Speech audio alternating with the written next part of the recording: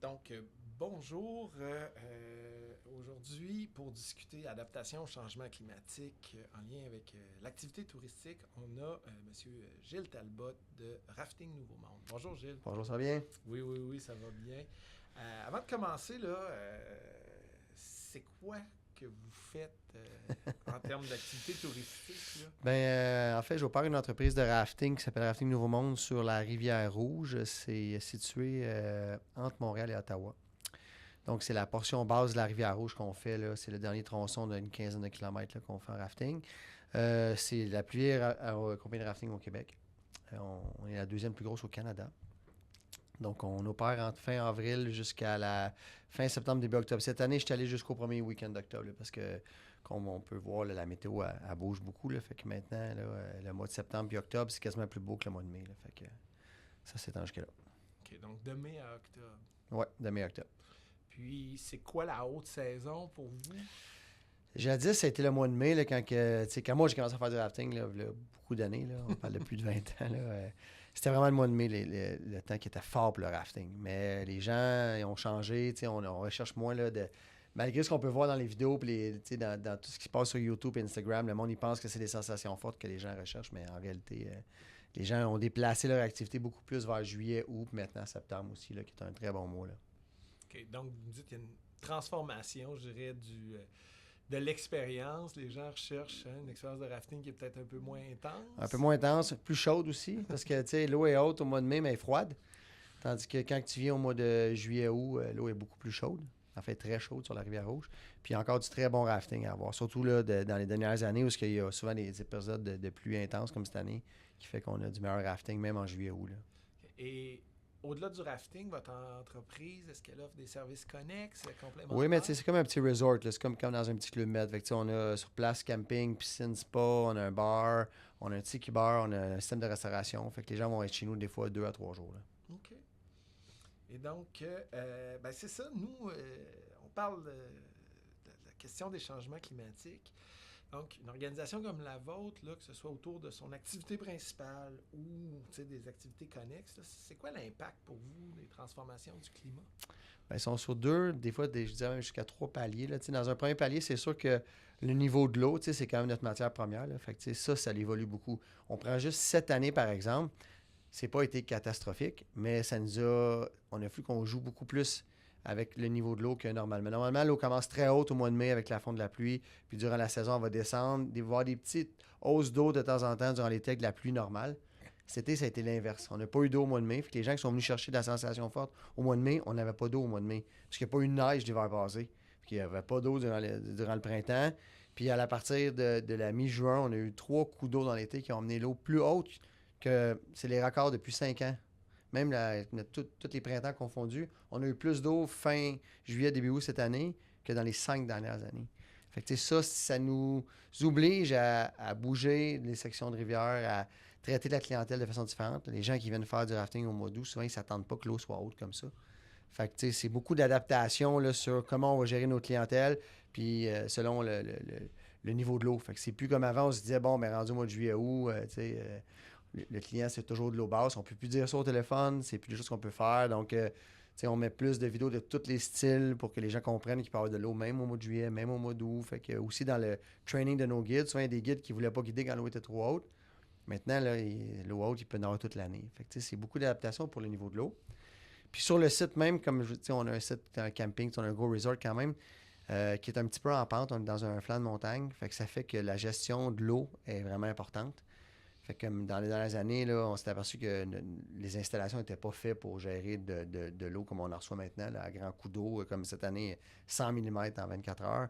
C'est plus une fois par 20 ans que ça arrive, là, c'est 3 fois par été. Fait qu'il faut vraiment gérer. Fait que penser les constructions, les rénovations en fonction de l'eau qui tombe. Fait que, on l'a fait l'année passée. J'étais en rénovation sur un bâtiment où on a les douches puis le bloc sanitaire. Puis j'en ai profité pour refaire le drainage complet autour. J'ai fait vraiment un drainage comme on fait plus dans le sud. Fait que c'est un drainage de surface avec des grands réservoirs d'accumulation d'eau pour empêcher que ce soit juste de l'eau de surface ou de l'eau d'écoulement comme on avait avant. Là. Fait que, puis là, cette année, on l'a testé puis ça fonctionne vraiment bien. Fait que là, c'est ça qu'on fait. C'est un autre point qu'il faut vérifier selon l'adaptation climatique. Puis Ben, dans le niveau d'eau, il y a des fois aussi que l'eau devient vraiment trop basse. Puis ça, mais si ça arrive de plus fréquemment aussi, là, que soudainement, il n'y a vraiment pas d'eau, comme des Comme vous avez eu sécheresses. au mois de mai cette Comme au mois de année. mai, là, c'est encore viable en rafting, mais s'il n'y aurait pas eu une saison de pluie comme on a eu, on aurait une saison de, de pluie normale, on n'aurait pas eu d'eau. Là. Fait que là, il aurait fallu qu'on change de type d'embarcation, qu'on offre un service différent, qu'on amène le Sportiac qu'on appelle, qui est une embarcation à deux, au lieu d'amener un raft à 6 à 8 personnes. Fait que ça aussi, c'est dans l'achat de ton équipement, il faut que tu penses à ça aussi. Sur du moyen long terme, c'est des gros coûts, ça, acheter ça. Fait qu'il faut vraiment le voir sur une plus longue période de temps. Là. Et ces nouvelles embarcations-là qui s'adaptent à des niveaux d'eau moins grands pour votre clientèle, est-ce que ça peut être vu comme quelque chose de moins attrayant ou Oui, ça pourrait être vu moins attrayant, mais ça aussi, je trouve que c'est un petit peu moins adapté pour monsieur tout le monde. Là, dans un raft à 6 à 8 personnes, tu peux toujours amener une personne qui est moins en forme puis qui va suivre la gang, puis qui ne pagaie pas, c'est pas bien grave. À deux personnes, il faut que les deux y pagaient. C'est comme un peu plus sportif, malgré que l'eau soit plus basse. Fait que c'est peut-être un petit peu moins adaptatif comme produit. Mais quand l'eau est vraiment basse, on n'a pas le choix. Si on veut encore avoir du fun sur l'eau, il faut amener une embarcation qui va avec le niveau de l'eau. Là.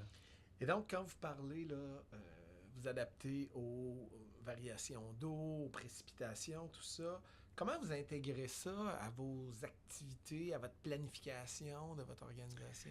Ben, dans la planification, si on va, mettons, avec les niveaux d'eau, là, sur, mettons, l'achat d'équipement, c'est sûr qu'il faut le planifier sur de 3 à 5 ans. C'est des choses qui coûtent cher, c'est une partie qui est importante, mais en même temps, c'est des gros coûts. Là, dans les derniers 5 ans, après COVID, là, le coût des matériaux a explosé. Là. Fait que, dans le monde du rafting, on n'est pas sauvé de ça non plus. Là. Fait que, j'ai 30 à 40 d'augmentation juste sur le coût du matériel. Fait que, acheter des embarcations que tu n'utilises pas à toutes les années, comme cette année, mettons, les 2 canaux à 2 places, je ne les ai pas utilisés.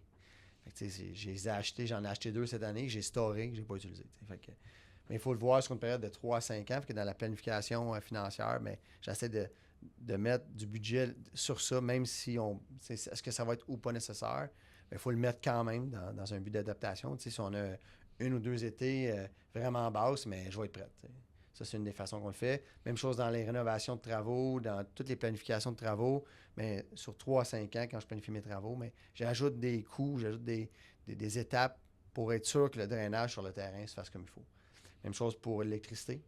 Les panneaux courantes vont de plus en plus fréquentes. Comme on a eu des rechauds, mais des gros coups de vent, il y en a toutes les années qui fait qu'on perd l'électricité 2 à 3 jours. Je ne peux pas me permettre de perdre l'électricité 3 jours. Fait qu'un système de génératrice complet qui va prendre tous mes bâtiments en considération. Ça aussi, là on est en train de le mettre en place.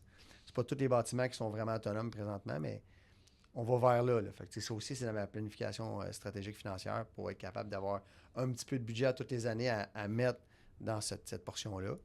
Puis tous les nouveaux bâtiments vraiment neufs, on essaie de les rendre le plus possible autonomes pour justement là, être solaire le plus possible pour être capable de justement là, pallier aux problèmes là, de ligne électrique.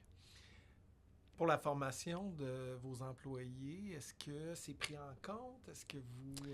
C'est sûr que dans la portion qui est service à la clientèle, c'est sûr que le discours change. Là. On peut plus...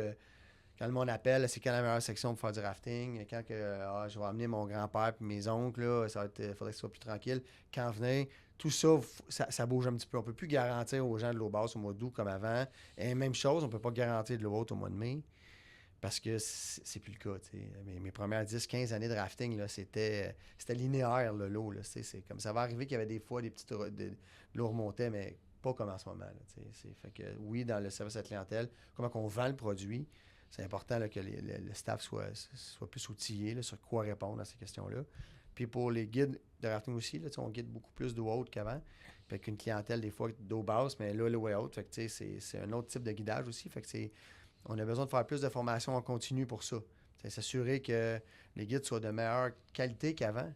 Parce que ça fait que quand les gens ils viennent, il faut comprendre, mettons, tu viens au mois de mai puis tu es un passionné de rafting ou tu adores la sensation forte là, que le bateau chavire là, en plein milieu de la rivière, ça va. Là, c'est ça que tu viens de chercher. Mais au mois d'août, les gens ne viennent pas toujours chercher ça. Quand l'eau est haute, bien, les risques sont plus grands de chavirement. Donc, il faut que ton guide soit mieux formé. Pour que les gens ils s'en aperçoivent pas que l'eau est haute. Puis ça continue à bien aller, puis ils descendent la rivière comme normalement. Fait que il y a plus de formation, donc beaucoup plus de formation continue. Ça fait qu'on paye les guides un petit peu plus cher aussi pour avoir une meilleure rétention. Fait que c'est tous des coûts qui s'additionnent. Ça. Et dans les... vous avez parlé que ça vous oblige à travailler certaines sections de rivières, tout ça. L'accès aux rivières, aux sections, est-ce que c'est un enjeu? Mais ça reste un enjeu au Québec, l'accès aux rivières, là, au plan d'eau. On essaie de toujours être capable d'avoir... parce que la rivière, elle appartient à tout le monde. C'est vraiment le terrain pour mettre à l'eau puis le terrain pour sortir de l'eau qui des fois devient un petit peu problématique. Pour la majorité des sections, j'ai déjà des bons plans, mais il reste qu'encore, il y a des secteurs que c'est de gré à gré à l'année, là. On serrait la main du propriétaire depuis 40 ans, puis bon, mais il me laisse entrer sur son terrain pour mettre à l'eau, mais demain, il décide que ça ne tente plus, ça ne marchera pas. Là. Est-ce que certaines de ces sections-là deviennent présentement plus stratégiques pour votre organisation? Oui, c'est sûr que la section, on a une section qu'on fait beaucoup plus souvent qu'avant, parce que justement, l'eau monte, fait que là, il faut la faire plus régulièrement. Avant, on la faisait 3 semaines par année, puis on n'en parlait plus. Là, cette année, je dois l'avoir faite 2 mois, cette section-là, fait que, parce qu'elle est plus facile quand l'eau est haute. Oui, c'est ça. Quand l'eau est haute, c'est une section. Puis aussi, on a des standards qu'il faut respecter, des niveaux d'eau. Il y a des sections qu'on ne peut pas faire quand l'eau dépasse un certain niveau. Fait que ça aussi, il y a des barèmes qu'il faut suivre. Fait que là, il y a des sections de rivière que j'ai faites beaucoup plus souvent que la normale. Fait que ces gens-là qui nous voient normalement 3 semaines par année m'ont vu tout l'été. Fait qu'ils trouvent ça un peu moins agréable de voir des autobus débarquer à tous les jours, tout l'été. Fait que c'est sûr que ça fait partie là, de la jonglerie là, de l'entreprise. Quand vous parlez de vos barèmes, est-ce que la transformation du régime hydrique, là, comme on dit dans le jargon scientifique, vous amène à réviser cette grille, je dirais, de barème? C'est sûr qu'on l'a revu à la baisse un petit peu avec les années parce que, justement, comme tout, là, on devient plus sécuritaire dans tout. Que ce soit les assurances qui nous demandent ça, mais nous aussi, comme entreprise, comme la clientèle veut ça aussi. On est plus dans Watt qu'on était avant. Fait que, ça c'est bien correct. Puis on a aussi ajusté les niveaux d'eau à la baisse en fonction de la clientèle puis d'où on est rendu dans la société. Là. Quand moi, j'ai commencé à faire du rafting, il y a des sections qu'on faisait beaucoup plus haut que maintenant, puis c'était écrit comme ça. Là. On avait le droit, puis avec le temps, on a diminué un petit peu les barèmes pour s'adapter justement à la clientèle, au mode de vie qu'on a, aux assurances. Donc, l'adaptation, elle vient de tous plusieurs les fronts. De tous les bords. Quand on a visité vos installations, vous nous avez parlé de... la question que pour vous, c'était une forme de gestion de risque, tout ça. J'aimerais vous entendre là-dessus. Bien, c'est de la gestion de risque. En fait, c'est comme tout entrepreneur devrait faire au moins une fois par année, c'est établir son tableau de risque associé à son entreprise. Puis ça, c'est sur plusieurs paliers. Là. Ça peut être un risque opérationnel, un risque en ressources humaines. C'est quoi les chances que tu as une personne clé qui disparaisse dans ton entreprise si tu décides de faire autre chose? Comme justement, là, c'est une grosse panne d'électricité, un feu. C'est plein de choses qu'il faut prendre en considération. C'est quoi ton plan si ça arrive? Comme on est toujours mieux organisé si ton plan est déjà écrit quand tu as la tête froide, puis quand ça va bien, puis que quand que le feu est pogné. Fait que, puis moi, je trouve que les changements climatiques, ça fait longtemps qu'on en parle, ça fait longtemps qu'on le sait. Là, malheureusement, je pense qu'on est rendu à une période d'adaptation et non d'empêcher que ça se passe. Ça va se passer. Fait que il faut le mettre dans nos plans de risque. C'est un risque. Puis moi, mes risques, mais c'est ça, c'est l'eau trop haute, de l'eau trop basse. Des inondations, perdre mes routes, ça m'est arrivé, fait que je l'ai vécu, inonder mes douches. Un samedi où il y a 400 clients, tu as 2 pouces d'eau dans les douches, c'est bizarre. C'est comme ta piscine est brune de terre parce que toute l'eau est sortie. Puis c'est toutes des choses que je mets dans mon plan de risque. Puis parce que si on le met pas, on peut pas mettre des actions en place sur du moyen long terme. Puis là, les gens ils trouvent qu'après ça, ça devient énorme comme travaux. C'est sûr que si demain matin, il faut que je me lève et que j'applique toutes les mesures que j'ai besoin de faire pour m'adapter au changement climatique. J'ai pas les sous, les reins pour faire ça. Mais si tu le fais sur 3 à 5 ans, mais là, il y a des subventions, tu montes des plans, tu essaies d'aller trouver des partenaires.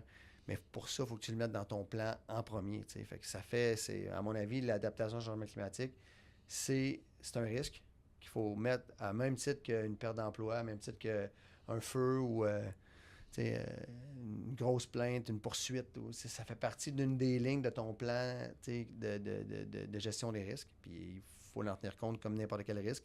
Là, dans mon cas, moi, elle n'est pas ouverte parce qu'on met des couleurs sur la gestion des risques, des choses qui sont rouges, c'est-à-dire qui ne sont pas faites encore ou qu'il n'y a pas de solution. Ou c'est comme, mettons, le terrain que je vous parlais là, du monsieur, là, il ne veut pas me le vendre, il n'y a rien à faire. Mais ça reste que c'est dans une zone rouge. Demain matin, il ne veut pas, j'y prie. Là. Ça, c'est un risque rouge que je ne peux pas rien faire. Adaptation climatique, présentement, je calcule, on est dans le jaune. Si j'ai fait un bout, il en reste un bout. Il y a encore des trucs financiers que j'aimerais, mais que j'ai pas. Fait que, ça reste que c'est un risque qui est encore là. Il n'est pas dans le verge, il n'est pas réglé. Là, c'est pas, puis ça n'inclut pas les prochains changements climatiques. On n'a pas encore vu, nous, des ouragans, on n'a pas encore vu des vraies grosses tempêtes frapper le Québec, mais c'est une question de temps. C'est une question de temps. Okay, donc, pour vous, l'adaptation au changement climatique, c'est vraiment intégré dans votre modèle de gestion? Oui, bien, on est dans le plein air, on est dehors.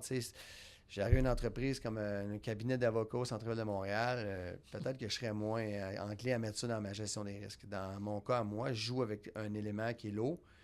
Donc, c'est certainement un facteur important. Là, c'est quelque chose qu'il faut absolument, à mon avis, tenir en considération. Là. Est-ce que les responsabilités en lien avec vos praticiens, vos clients, les gens qui font votre activité, vous avez une responsabilité légale en partie. Bon, il y a tous les discours, là, à la CEPAC, c'est écrit votre sécurité, votre responsabilité. Là. Vous voyez de quoi je parle. Mais en gros, où est-ce que j'essaie d'en venir, c'est que dans le plein air, vous avez une certaine responsabilité en lien avec la sécurité de vos participants. Est-ce que, d'après toi, ça a un impact sur la manière dont vous concevez l'adaptation au changement climatique? Bien, il faut, comme on a parlé tantôt des niveaux d'eau, là, on va... Même, on se donne un exemple. On a une section qu'on marche en mètres cubes par seconde pour le relevé d'eau sur la rivière. Puis on peut aller, mettons, dans la section du bas jusqu'à 135. T'sais. Mais des fois, on va arriver comme cet été, l'eau était vraiment, vraiment haute. On était proche de cette limite-là, mi-juillet. On regarde le groupe. On se dit, ben non, on va pas faire ça. On va faire l'autre section, puis c'est tout. Là, l'eau est trop haute en ce moment pour ce type de groupe-là. Puis on va pas prendre la chance, même si on aurait le droit de le faire, on va pas prendre la chance. Ils vont avoir plus de fun d'une autre section. Fait que là, dans la journée même, le matin même, on revient les opérations de côté, puis on va faire une autre section. Fait que ça nous arrive là, de façon... Un été comme cet été, là, c'était... Puis dans mon équipe de gestion, quand on a fait le wrap-up de la fin de l'année, c'est un des points qui est revenu. Là, cette fatigue-là de prise de décision au quotidien, de quelle section de rivière on fait aujourd'hui, en regardant les clients... En regardant les problèmes médicaux, on voit tous les gens, il faut qu'ils remplissent leurs problèmes médicaux. C'était à tous les jours, tellement l'eau était haute cette année. De façon quotidienne, on vérifiait les clients, le niveau d'eau, qu'est-ce qu'on fait comme section. Ça a été quelque chose de plus pesant. Là, fait que ça, c'est de l'adaptation au quotidien. Là, c'est quoi vos outils pour avoir l'information en lien avec les niveaux d'eau? Le niveau d'eau, on est chanceux. Là, on a une lecture hydrique là, du gouvernement du Québec directement sur la rivière. Okay. Fait que ça, c'est précis. Là, j'ai ça aux 15 minutes, là, au 0.2 mètres cubes près. Là, fait que ça, c'est très précis. On a aussi des repères visuels avec des lignes sur des roches au cas où ça flanche. Fait que on a comme deux façons de vérifier. Là, une plus précise avec le gouvernement, puis une pas très précise, mais assez précise pour prendre des décisions sur la rivière. Fait que c'est ça. Puis après ça, du côté de la clientèle, mais ils remplissent une décharge qui est maintenant en ligne. Fait que c'est le fun, on peut le voir d'avance. C'est quoi l'âge des clients, c'est quoi les problèmes de santé qu'ils peuvent avoir. Donc, ça nous prend aussi, ça rentre dans le lot de prise de décision. Là. Okay. Puis, et donc, la mesure du gouvernement, est-ce que c'est pas toutes les rivières qui ont ça? Presque toutes les grosses rivières. Il y en a quand même beaucoup au Québec, des rivières qui sont utilisées là, avec le centre hydrique. Là. C'est quand même la majorité des rivières qui sont notables ou presque sont mesurées. Okay. Ouais. Donc, ça vous donne quand même une bonne idée ouais. pour certains secteurs. Ouais. OK. Ben écoute, moi, ça fait pas mal le tour. J'aimerais, en terminant, as-tu un conseil à donner pour des entreprises comme la vôtre, des gens qui se posent la question, qui voient l'adaptation, parce que là, on en parle beaucoup. Qu'est-ce que je fais? Par où je commence? Ben déjà, c'est comme je disais tantôt, de planifier, de voir, pour ton entreprise, tout ce qui pourrait arriver, un plan de gestion des risques, là, c'est ça, un plan de gestion des risques. Hein, c'est mettre plein de risques sur un papier, puis regarder lesquels peuvent vraiment t'affecter, t'sais. Puis c'est quoi les chances qu'ils viennent un jour t'affecter? Parce qu'on ne pouvait peut-être pas penser à ça, puis on parlait tantôt d'ouragan, on rit, là, mais c'est pas sûr que dans 10 ans, ça fait quand même partie, moi, de mon plan. Je n'ai pas encore à travailler sur une solution pour ça, mais c'est un jour, il va falloir faire ça. Fait que, mais là, 5 à 10 ans, j'avais déjà mis, moi, dans mon plan, des niveaux très bas, des niveaux très hauts, la gestion de l'eau. J'avais déjà vu que c'est arrivé une fois ou deux, là, comme, OK, il y a eu beaucoup trop d'eau en même temps, là, que, là j'ai inondé encore aujourd'hui, là, c'est comme... Fait que moi, je pense que comme entrepreneur, on se doit de pitcher toutes les possibilités qui peuvent arriver comme problématiques climatiques. Puis déjà, trier au volet ceux qu'on est capable de régler rapidement, ceux moyennement rapidement, puis ceux qu'on ne pense pas être capable de régler, puis on fait un plan en fonction de ça après. T'sais. Je pense que ça, c'est un exercice qui est beaucoup moins long que le monde peut penser. Tu as assis 3 ou 4 directeurs de département avec toi ou tes 2 3 associés, puis autour d'une bière, tu te mets à pitcher les problématiques climatiques sur un papier, puis là, tu es trié en fonction des probabilités que ça arrive chez vous, puis et voilà, tu as déjà un bout de plan. Là, puis après ça, tu trouves des solutions à chacun des possibles. Puis des fois, en riant, en disant, voilà, ça n'arrivera jamais, ben c'est pas grave, le plan est là, puis si ça l'arrivait, ben tu vas avoir déjà une piste de solution de fait. Tu vas déjà avoir pensé un petit peu d'avance. Qu'est-ce qu'on fait? Là? Quand le derecho est arrivé, puis on n'a pas d'électricité, les jours, il y avait des arbres couchés partout chez nous, ben, on n'y a pas pensé à ça. Là, maintenant, c'est dans le plan. Fait que, là, c'est dans le plan. C'est comme... Puis la qualité de l'information pour alimenter ce plan-là présentement, est-ce que... C'est sûr que c'est plus difficile, mais en même temps, il faut voir un peu comme... prendre des références ailleurs qu'au Québec. Il faut voir comment les gens vont s'adapter dans le sud des États-Unis. Tu prends tous les pays chauds qui ça fait des siècles qui vivent avec des pluies torrentielles. Nous, on n'a pas une saison des pluies. Mais quand si tu as voyagé un peu, tu t'aperçois que les caniveaux sont pas faits comme pareil dans le sud ici. C'est pas une question de quantité d'argent, c'est qu'ils ont compris que l'eau elle tombe tellement fort que tu n'as pas le temps d'en les mettre dans des tuyaux sous terre puis la sortir. Il faut que tu la sortes en surface. Fait que c'est un exemple qu'il faut voir ce que les autres ont fait dans les situations. Nous, on était chanceux pendant des années, on n'a pas été affectés autre que par la neige l'hiver puis un petit peu de pluie l'été. Là.